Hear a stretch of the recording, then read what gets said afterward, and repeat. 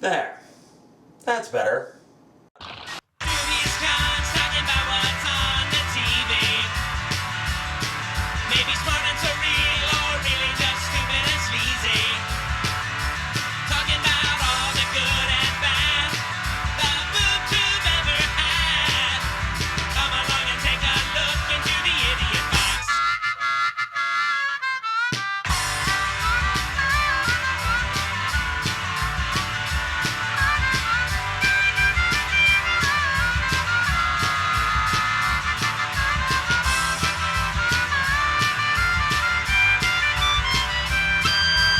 Come along and take a look into the idiot box.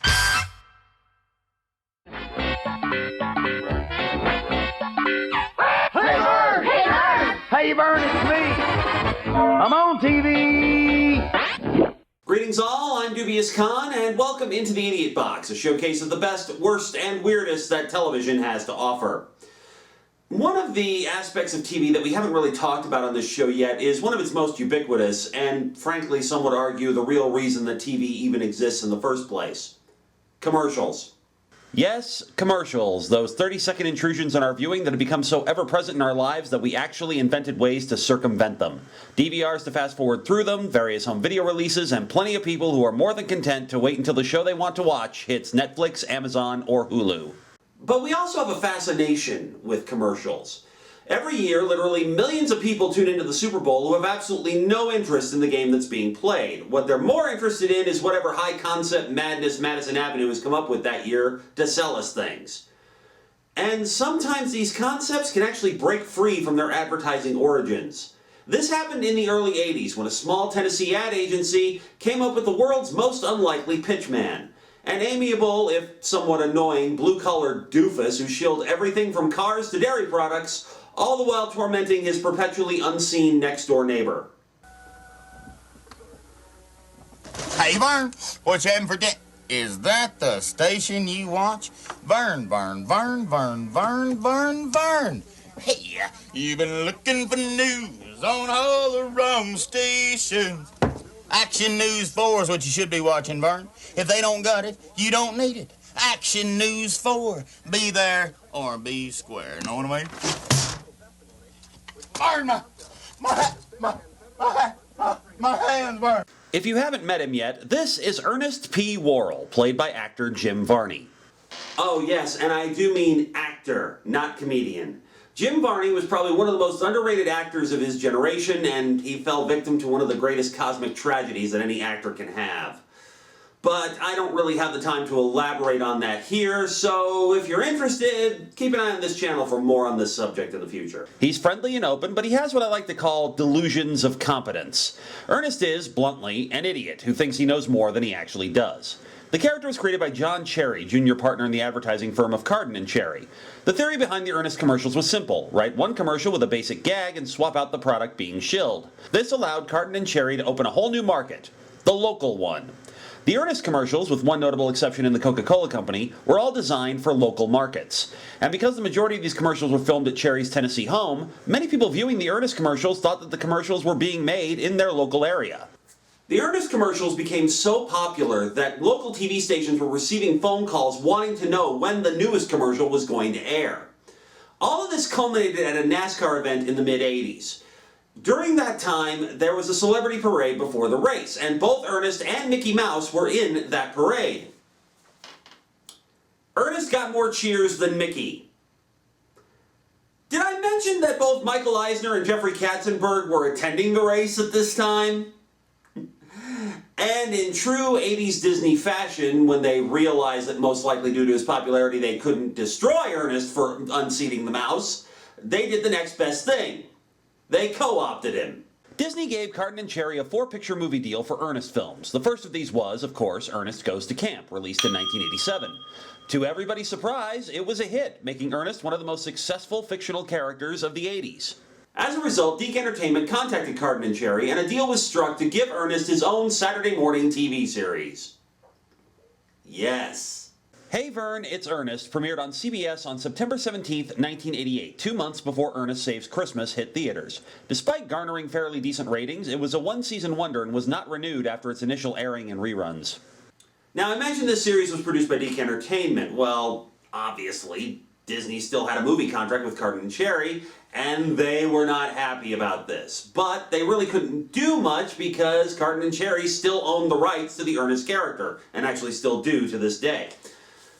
As a result, there was a lot of threats of suits and countersuits and studio executive dick-waving and all the other nonsense you would expect.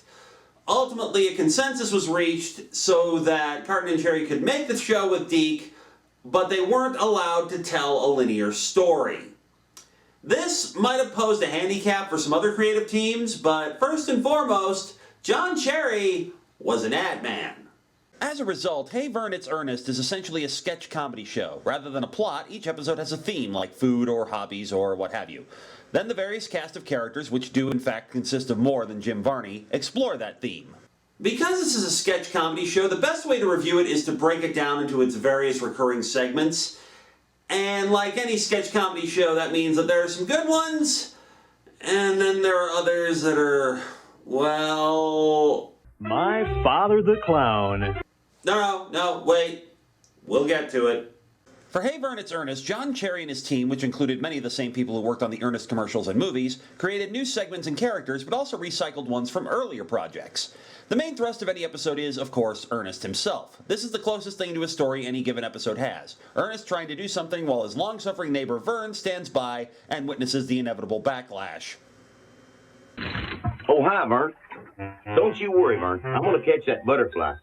But right now I need a break. And I can't think of any more relaxing hobby than tub fishing. I hope you don't mind me trying your tub. Vern, would you hand me them worms over there?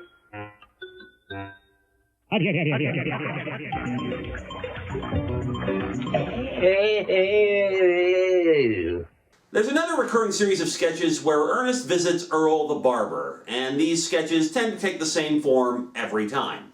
Ernest asks Earl for a haircut that will make him look like a Wall Street tycoon. And then Earl does this. Huh? Wow! Earl, this doesn't look like a Wall Street tycoon. Oh, silly me. No, I thought you said a deadbeat raccoon. Oh, I thought you said a concrete cocoon. I thought you said a small, sweet macaroon. Well, what do you think? Do you like it? Huh? It could work. There's also another very strange series of sketches featuring, and I'm not kidding about this, baby Ernest. I heard my daddy tell my mama that every time he has to give a speech, he gets butterflies in his stomach. Yuck! That'll teach my daddy to eat outside. Boy, grown-up sure talk funny. Know what I mean? Puppets feature heavily in the show, and the two that interact with Ernest the most are his ventriloquist dummy Woody. Woody, what would you like to do today?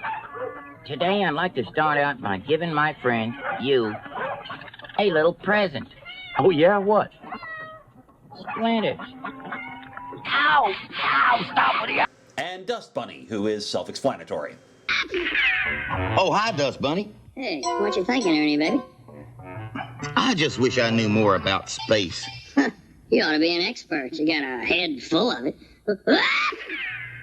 The show also took the opportunity to revive characters that Jim Varney had played in other Carton and Cherry productions, and a few of these would become very familiar to Ernest viewers in the years to come. For example, in 1986, they had made a highly deranged comedy movie entitled Dr. Otto and the Riddle of the Gloom Beam. Hey Vern, It's Ernest revived three characters from that film. Dr. Otto himself, a supervillain who seeks to make everybody as miserable as possible.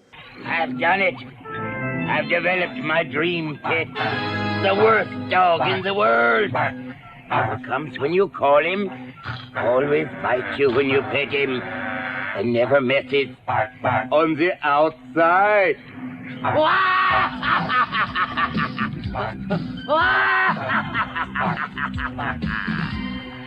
Willie the discount robot, who appeared as Otto's chief henchman in the movie. They want the eggs real well done. Thank you. Still too runny. Cook them some more.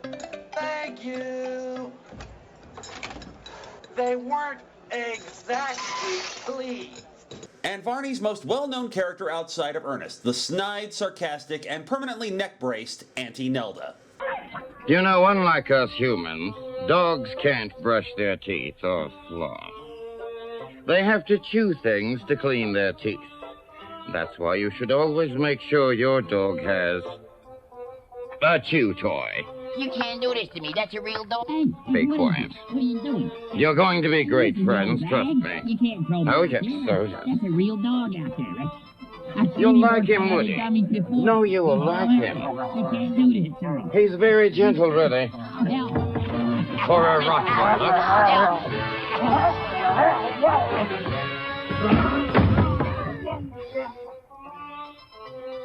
Woody's a nice boy.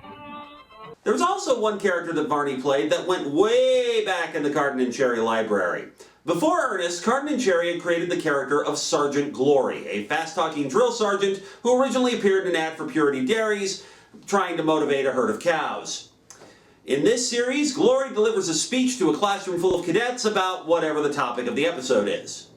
Sergeant Glory! I'm Sergeant Glory. Listen up, all you little hobby enthusiasts. Today's class is hobbies. A hobby, for those of you who do not know, is a time-consuming activity engaged in primarily for pleasure. A hobby can consist of rock collecting, paper dolls, or raising boneless beef cattle for fun and profit. I do not recommend this last hobby for most of you, as they are heavy and hard to deal with. In raising boneless beef cattle for fun and profit, remember two simple rules. Rule number 1, they seldom stand. Rule number 2, they seldom stand. That is all. Of course, since this is a sketch comedy show, it follows that there are other characters and segments that Jim Varney did not portray. My father the clown. Not yet. Anyway, if you're familiar with the early Ernest films, you're no doubt familiar with the characters of Chuck and Bobby. This pair of brothers are played by Gaylord Sartain and Tennessee librarian Bill Burge.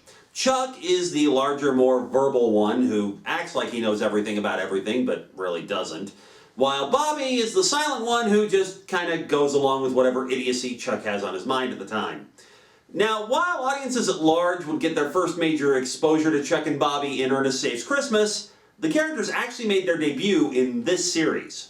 In this series, Chuck and Bobby are a pair of middle-aged man-children who pretty much do their usual shtick of Chuck babbling on and on about whatever the topic of the episode is, while Bobby illustrates or proves to be more competent at whatever is being talked about. I think collecting things enriches one's life, don't you, Bobby?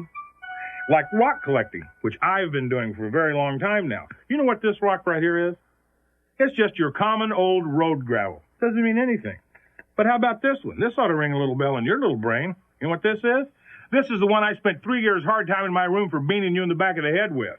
But here, yes, this is the specimen. This is 27-million-year-old shale, and embedded in it is a perfect fossil of a trilobite. You like that? Now, what did you collect?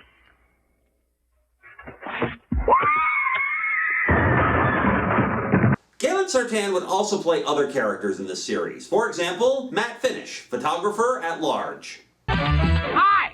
Matt Finish is the name, and Pet Portraits is the game. Today we're taking pet portraits of Mrs. Waxman's pet alligators. You ready, guys? Hold it. You're gonna like this one. That's a good boy.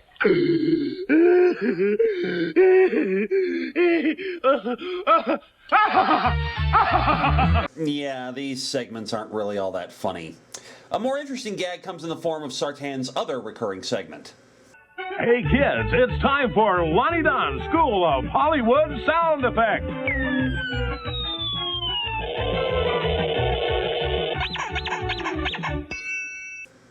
Here's how this gag wound up working. When you see one episode, you laugh because the sound effect is this. And it sounds like a Native American buffalo herd stampeding through a field of ripe tomatoes. Real simple to do, too. All you do is take this palm of your hand, the meaty part, clasp it on your face, fingers on the other side of your face, and then... Simple as that. Hey, kids, see you next week. And don't forget... But if you kept watching, you realize this was the only sound effect, regardless of what Lonnie says it is. And it's the sound of a pet gerbil yodeling. It sounds like alien monsters being absorbed into the human skull. Goes something like this. First, you take the meaty part of your hand, wrap it around your jowl, put your fingers to your other jowl, and blow.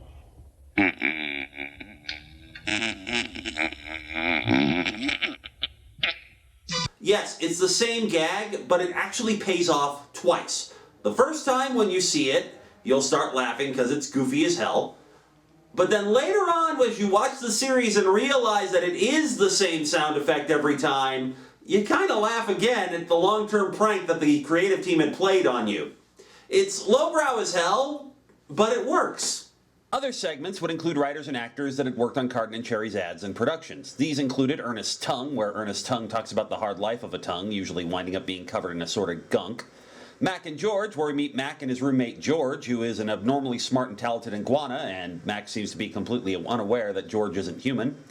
Existo the magician, who can't seem to complete a trick to save his life. And today, I will make a raccoon just disappear like magic, which of course is what I do. Magic. First, I take the raccoon like so, and then I take the little scarf, and I hold it out like so, and the magic words, hotsy, totsy, rigmarole, lasagna. And yes, it disappeared. I swear to you, it's gone. Honest. And now it's back. There's also Mind Your Manners with Mrs. Simon Simmons. For years, I have been researching and compiling ancient manners of faraway places. For instance, did you know that in ancient Mesopotamia, it was proper etiquette to bite the end off your bread and spit it out like this? Phew! Isn't that interesting? Now, during the 12th century, the lower Baltic countries would express their approval for a good bowl of soup by spanking it with their spoon.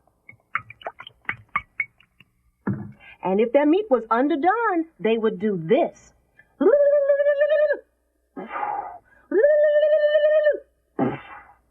And then there's this. My Father the Clown.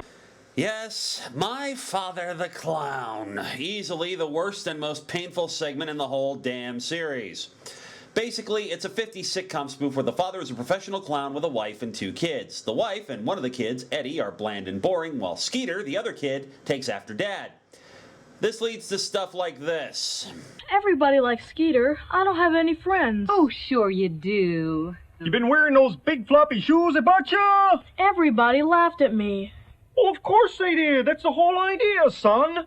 Hey, what's the magic word? Oh, Dad. Honey, if he doesn't feel What's the magic words? a glass of milk, a loaf of bread, a bowl of cereal on your head.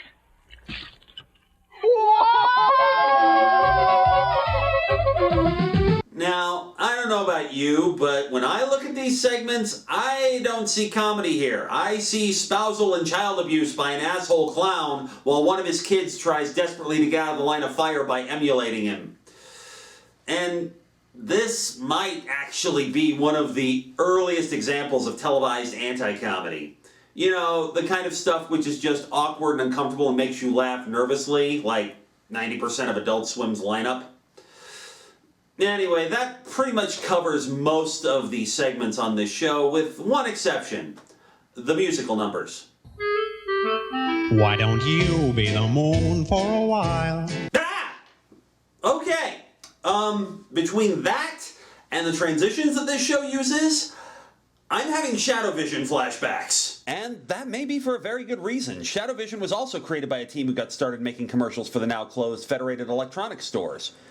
Their commercials were also fast, frantic, and relied on surreal comedy. Hey Vern, It's Ernest also takes Carton and Cherry's advertising technique and runs with them. The majority of the segments rarely run longer than 2 minutes apiece and are fairly fast and frantic as well, with the exception of My Father the Clown, which just seems to go on forever. And yet, this show actually won awards. Hey Vern, It's Ernest won 2 Emmy Awards, including Outstanding Performer in a Children's Series for Jim Varney. And while the show garnered decent ratings, it remained a one-season wonder. This show was not renewed or rerun after the 1988-89 television season. Overall, the show's okay, but nothing overly special. Like a lot of sketch comedy shows, the focus is on specific characters, which means that if there's ones you don't like, you're going to be impatiently waiting for the next sketch. And given that the show works on theme rather than story, you could just find it fairly weird and boring as opposed to entertaining. A few years ago, Mill Creek Entertainment released the entire series on DVD, and this release I have here is actually out of print and has been for a while, but they did re-release the series again in February of 2017. So if you're curious, you can pretty much track it down fairly easily and fairly cheaply too. I'm Dubious Khan. Join me next time for another trip into the Idiot Box. Today's your lucky day. We knew you wouldn't want to oversleep, Vern. We only do it once a week, Vern. Me and all the other guys, Vern. We even brought the pies, Vern. It's the Ernest P with a story and a moral and a big chuckle, hip trip, double dip, super supreme show. You know what I mean? No! Hey, Vern, we moved your furniture and now we're gonna fire up the barbecue, Vern. We owe it all to you, Vern. But now you gotta move, Vern.